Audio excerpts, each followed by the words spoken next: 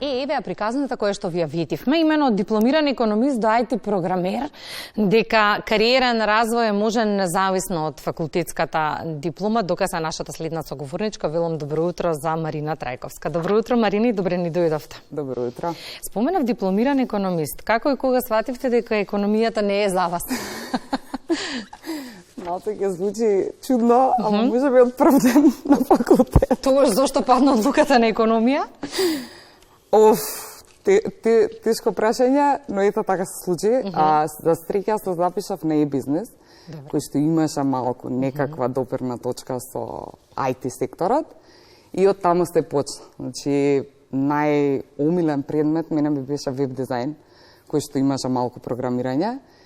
И после факултетот јас не почнав одма да програмирам, се вработив во IT компанија, но почнав да работам како бизнес аналист. И почнав да учам се за софтвер, како се прави софтвер од почеток до крај. Па станав тестер и еве сега, после долги години работа како тестер, сум програмер. Професорите, односно менторите на тимот по информатика пред малку ни кажа дека апсолутно во 21. век е посакувано да имате диплома од факултет, меѓутоа таа не ограничува во однос на изборот на професијата. И од каде почнавте во моментот кога одлучивте дека економијата не е за вас? Кој беше првиот чекор? Мислам дека од секогаш јас имав некако во глава зацртано дека јас треба да знам некаков занат. Значи, дали е чевларство или било каков занат по традиционален начин, за мене програмирањето е исто така занат. Без разлика што јас, например, не програмирам со код, што е малце ново за нашава држава. Програмирам со визуелно програмирање, нов начин, се нарекува no code. Како се учи? Се учи многу полесно од традиционален код. Например, на мало дете може да му дадете јазик многу побрзо да научи, на повозрастни е многу потешко нови јазици да учим. И исто и со програмирањето. Значи, програмирањето јас го сваќам како нов јазик учење, што е малце потешко, нели? Поготово кога си повозрастен. А ова јас што го знам е многу визуелно и значи ти ги гледаш работите кои што не гледаш код, ги гледаш работите како ги правиш, така и скачаат. И е многу полесно да се совлада. Кога ги прашував менторите вчера се договаравме за разговорот, велам во однос на дипломата за да направиме некаков логичен след со вашата приказна, велат па нашиве ученици на 15 години знаат некогаш повеќе и од оние кои што студираат на факултетот, така што праксата е многу важна. Да. И сега кога почнавте да стекнувате практично искуство, какви можности ви се отворија и дома, но и во странство? Да.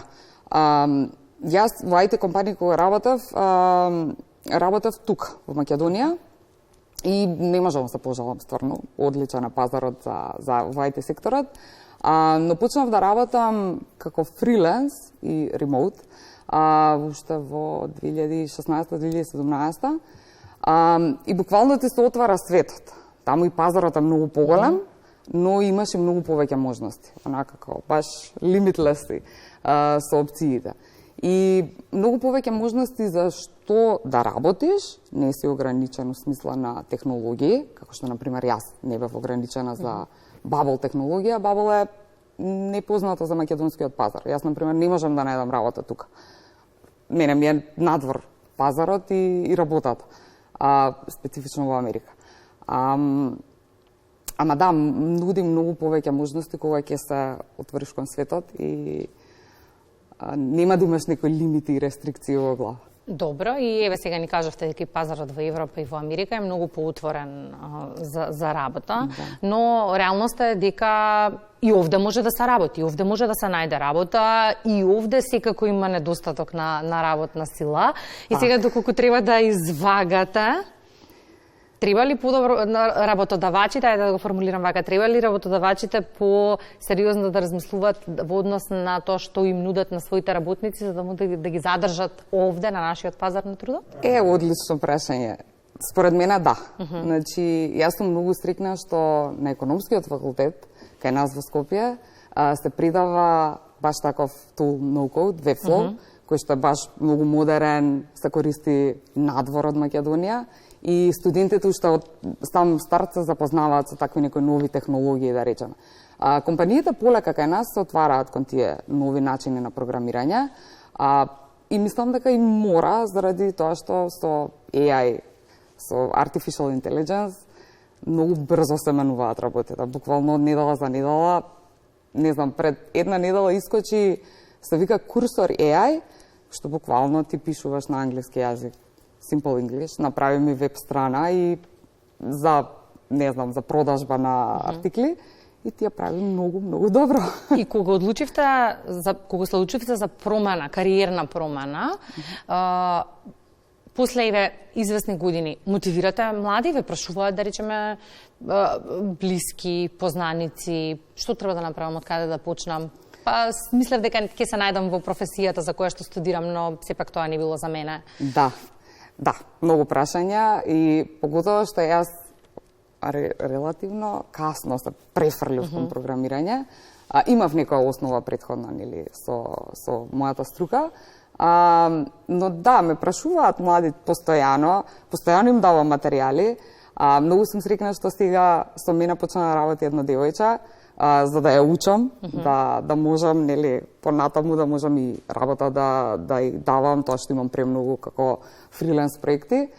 Да, има интерес, но може и подобро. Може и подобро, секогаш може и подобро, нели? Пак ќе потсетиме дека целта на денешниот разговор не беше да кажеме дека факултетска диплома не е потребна. Тука дека апсолутно е потребна, но може да се работи дополнително се што сакате да работите. Граници не постојат, особено ако имаш желба, тоа е доказ во вашата приказна. Баш така, да. Факултетот е одлична насока за професионален развој, значи за буквално да те сетира за како да развиваш кариера, како да се поставиш на пазарот, како да се продадеш подобро, но повторно ќе кажам, треба младите цело време да си најдат некој занат, дали е тоа во IT секторот. Дури и хонорарно, дури надвор од работното време, не мора да ограничува апсолутно. Затоа што не можеш ти да се пронајдеш баш онака факултет ки изберам и еве сега тоа сакам да го работам цел живот. Еве доказ, мојата работа. Каде за 10 години од сега, можеби е многу рано и на долг рок прашувам, но како и каде се замислувате, еве?